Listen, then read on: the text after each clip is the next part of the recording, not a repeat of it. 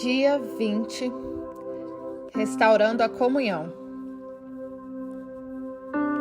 Deus restaurou o nosso relacionamento consigo mesmo por meio de Cristo e nos deu o ministério de restaurar relacionamentos. 2 Coríntios 5,18. Sempre vale a pena restaurar relacionamentos. Uma vez que a vida consiste em aprender a amar, Deus quer que valorizemos os relacionamentos e nos esforcemos para mantê-los ao invés de descartá-los sempre que houver desacordo, mágoa ou conflito. Na verdade, a Bíblia diz que Deus nos deu o ministério de restaurar relacionamentos. 2 Coríntios 5,18. Por esse motivo, boa parte do Novo Testamento é dedicado a nos ensinar como lidar uns com os outros.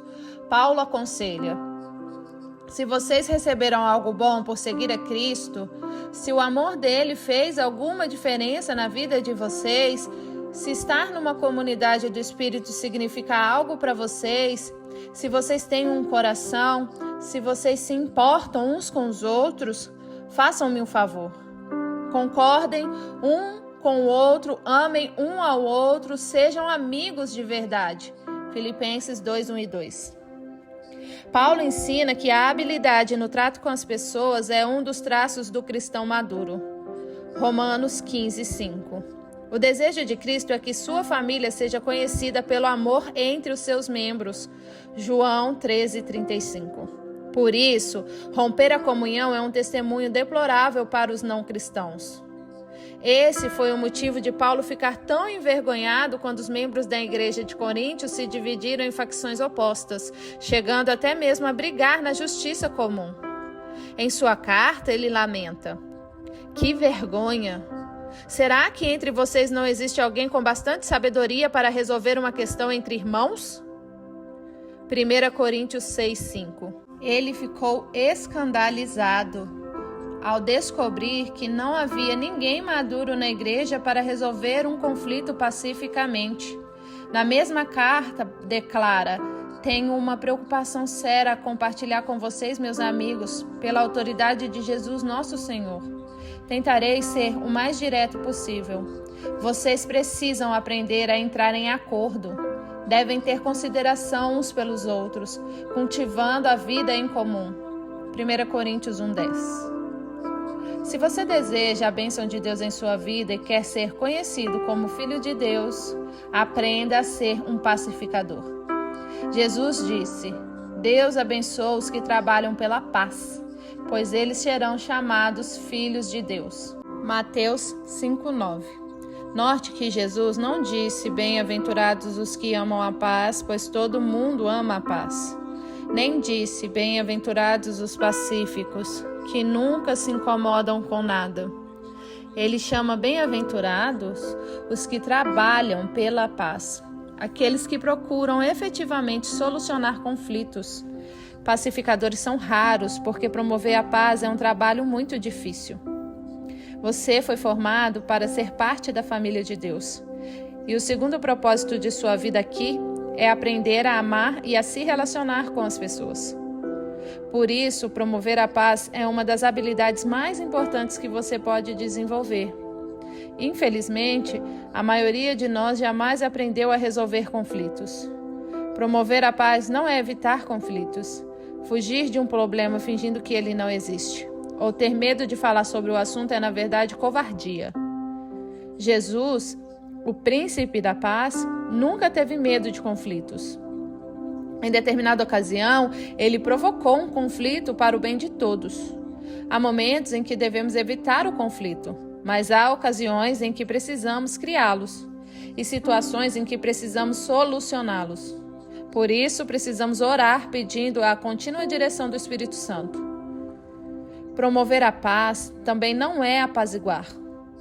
Ceder o tempo todo, agir como subserviência ou permitir que os outros sempre o reprimam não é o que Jesus tinha em mente.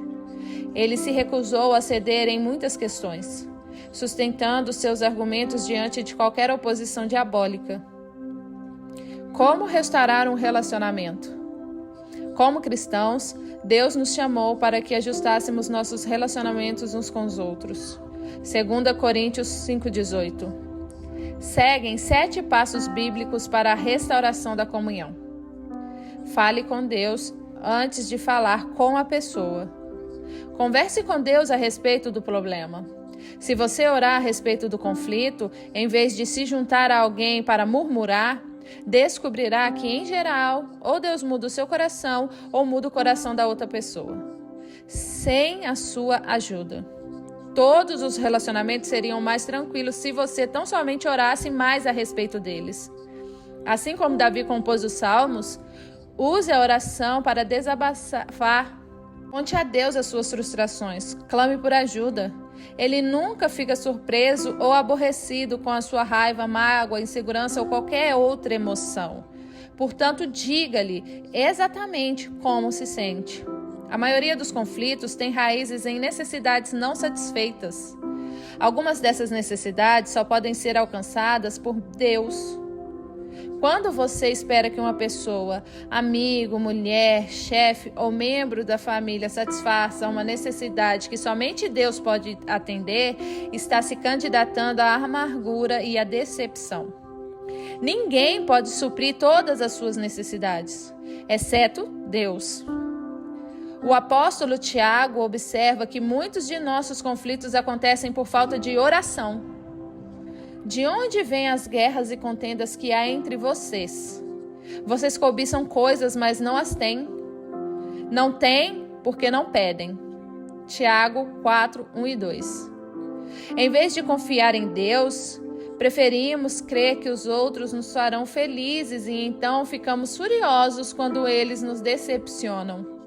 Deus, porém, está dizendo: por que você não vem primeiro a mim? Tome sempre a iniciativa. Não importa se você ofendeu ou foi ofendido. Deus espera que você dê o primeiro passo. Não espere pela outra parte. Vá primeiro a ela. Restaurar a comunhão perdida é tão importante que Jesus lhe deu precedência até mesmo sobre o culto de adoração. É assim que eu quero que vocês o conduzam. Se alguém estiver no local do culto, prestes a fazer uma oferta, e de repente se lembrar de que um amigo tem algum ressentimento contra ele, deixe de lado a oferta, saia imediatamente, procure um amigo e conserte a situação. Depois de fazer isso, então poderá voltar e oferecer o seu culto a Deus. Mateus 5, 23 e 24. Quando a comunhão é prejudicada ou rompida, planeje imediatamente uma conferência de paz. Não fique adiando, arrumando desculpas, nem prometendo. Resolvo isso qualquer dia desses. Programe um encontro o mais rápido possível. Demoras só aprofundam ressentimentos e pioram a situação. Quando se trata de conflitos, o templo não cura nada. Pelo contrário, as mágoas tornam-se mais profundas. Agir rapidamente também evita que os danos espirituais sejam maiores. A Bíblia diz que o pecado, incluindo os conflitos não resolvidos, bloqueiam a comunhão com Deus e impedem que as orações sejam respondidas. Provérbios 28, 9, 1 Pedro 3, 7. Além de nos tornar infelizes. Os amigos de Jó lembraram-no de que ficar desgostoso e amargurado é loucura, é falta de juízo que leva à morte. Disseram-lhe também: com a sua raiva você só está se ferindo. Jó 5:2, 18:4. Normalmente, o sucesso de uma conferência de paz depende da escolha do momento e do local adequado. Não se reúna se você estiver cansado, apressado ou tiver de ser interrompido. O melhor momento é quando ambos estiverem tranquilos. Demonstre compaixão pelos sentimentos dos outros. Use mais os ouvidos do que a boca. Antes de procurar solucionar qualquer desavença, você deve primeiro levar em consideração os sentimentos das pessoas. Paulo aconselha que ninguém procure somente os seus próprios interesses, mas também os dos outros. Filipenses 2:4. O verbo procurar é a tradução do grego skópulos, do qual formamos as palavras telescópio e microscópio. Significa estar alerta, observar Concentre-se em seus sentimentos, não nos fatos. Comece pela compaixão, não pela solução do problema. Não comece tentando arrancar das pessoas o que elas sentem. Ouça-as apenas, deixando que se descarreguem emocionalmente sem ficar na defensiva. Concorde com a cabeça, sinalizando que compreende, mesmo que tenha outra opinião.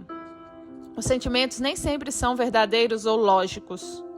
Na verdade, os seus sentimentos fazem agir como tolos. Davi admitiu certa vez: o meu coração estava cheio de amargura e eu fiquei revoltado. Eu não podia compreender. Ó Deus, era como um animal sem entendimento. Salmos 73, 21 e 22. Todos agimos como bestas feras quando estamos feridos.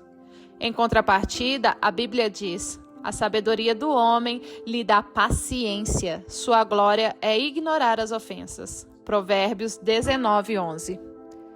A paciência tem origem na sabedoria. E a sabedoria tem origem no fato de ouvir a perspectiva dos outros. Quando ouve, você está dizendo: valorizo a sua opinião, preocupo-me com o nosso relacionamento e você é importante para mim. O ditado é verdadeiro. As pessoas não se importam com o que sabemos, até que saibam que nos importamos. Para restabelecer a comunhão, é preciso carregar o fardo de termos consideração para com as dúvidas e temores de outras pessoas. Agrademos ao outro e não a nós próprios, e façamos aquilo que é para o seu bem. Romanos 15, 2. É torturante absorver pacientemente a raiva dos outros, sobretudo quando ela é infundada. Mas lembre-se, foi isso que Jesus fez por você. Ele suportou uma fúria infundada e maliciosa para salvá-lo, pois não buscou a sua própria satisfação, mas conforme está escrito: os insultos dos que te injuriaram caíram sobre mim. Romanos 15, 3. Confesse sua parte no conflito. Se você realmente deseja restaurar um relacionamento, comece admitindo os próprios erros e transgressões. Jesus disse que essa é a forma de ver as coisas com mais clareza. Primeiro, tire a viga do seu olho e então talvez você enxergará suficientemente bem para tirar o cisco do olho do seu amigo. Mateus 7,5. Já que todos temos pontos cegos, você precisará pedir a uma terceira pessoa que o ajude a avaliar as suas ações antes de se encontrar com quem tem um conflito. Também peça a Deus que lhe mostre quanto você mesmo contribuiu para esse problema. Pergunte: sou eu o problema? Estou sendo irrealista e sensível ou insensível demais? A Bíblia diz: se afirmarmos que estamos sem pecados, enganamos a nós mesmos e a verdade não está em nós. 1 João 1,8. A confissão é uma ferramenta poderosa para a reconciliação. Não raro, a forma de lidarmos com o conflito cria um problema ainda maior. Quando você começa admitindo humildemente os seus erros, isso neutraliza a raiva da outra pessoa e a deixa desarmada, porque ela provavelmente esperava que você ficasse na defensiva. Não dê desculpas, nem transfira a culpa. Apenas confesse sinceramente qualquer participação que tenha tido no conflito. Aceite a responsabilidade pelos erros e peça perdão. Invista contra o problema, não contra a pessoa. Não há como solucionar um problema se você estiver preocupado em identificar a culpa. Você terá de fazer uma escolha. A Bíblia diz: a resposta cortês abranda a fúria, mas a língua afiada incita a ira. Provérbios 15, 1. Você nunca se fará entender estando zangado, por isso escolha cuidadosamente as palavras. A resposta branda é sempre melhor que o sarcasmo. Na solução de conflitos, a maneira de falar é tão importante quanto o que se fala. Se você se expressar de forma ofensiva, a outra pessoa ouvirá de forma defensiva.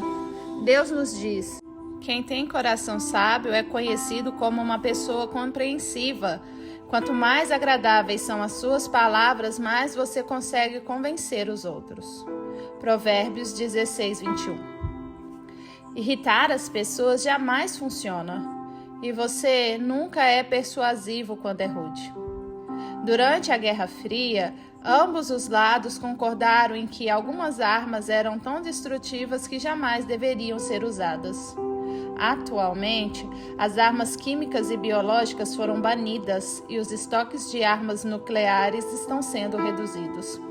Para o bem da comunhão, você deve destruir o seu arsenal de armas nucleares relacionais, ou seja, condenar, menosprezar, comparar, rotular, insultar, ironizar, reagir com sarcasmo. Paulo resume tudo isso desta forma: não digam palavras que fazem mal aos outros, mas usem apenas palavras boas, que ajudam os outros a crescer na fé e a conseguir o que necessitam, para que as coisas que vocês dizem façam bem aos que ouvem. Efésios 4:29.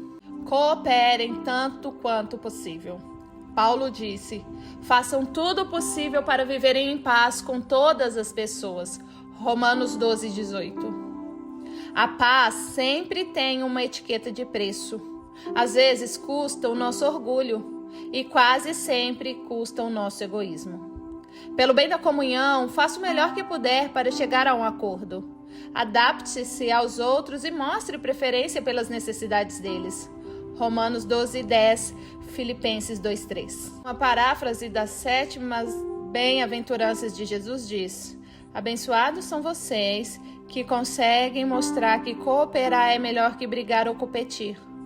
Desse modo, irão descobrir quem vocês realmente são e o lugar que ocupam na família de Deus. Mateus 5:9. Enfatize a reconciliação, não a solução. É ilusão esperar que todos concordem a respeito de tudo. A reconciliação atém-se ao relacionamento, enquanto a solução está vinculada ao problema. Quando focamos na reconciliação, o problema perde a importância e não raro se torna irrelevante. Podemos restabelecer um relacionamento mesmo quando somos incapazes de resolver as nossas diferenças. Os cristãos muitas vezes têm discordâncias sinceras e legítimas, além de anunciar suas divergências, mas podemos discordar sem sermos desagradáveis. O mesmo diamante tem diferentes aspectos quando visto de diferentes ângulos. Deus espera unidade, não uniformidade. Podemos caminhar de braços dados sem concordar em tudo. Isso não significa que você deva desistir de encontrar uma solução. Talvez você precise continuar conversando e até mesmo discutindo, mas faça isso com o espírito de harmonia. Reconciliação significa fazer as pazes, não necessariamente esquecer o assunto. Depois de ler esse capítulo, com quem você acha que precisa entrar em contato? Com quem você precisa restaurar a comunhão? Não demore mais nem um segundo. Faça uma pausa agora mesmo e converse com Deus sobre essa pessoa. Então, pegue o telefone e comece o processo. Esses 7 passos são simples, mas não são fáceis. É necessário muito esforço para restaurar a comunhão com alguém. Foi por isso que Pedro recomendou: esforcem-se para viver em paz com os outros. 1 Pedro 3:11. Quando você tenta promover paz, está fazendo o que Deus faria. É por isso que os pacificadores são chamados filhos de Deus. Mateus 5:9. Dia 20. Pensando sobre o meu propósito de vida. Tema para reflexão. Sempre vale a pena restaurar os relacionamentos. Versículo para memorizar. Romanos 12:18. Façam todo o possível para viverem em paz com todas as pessoas.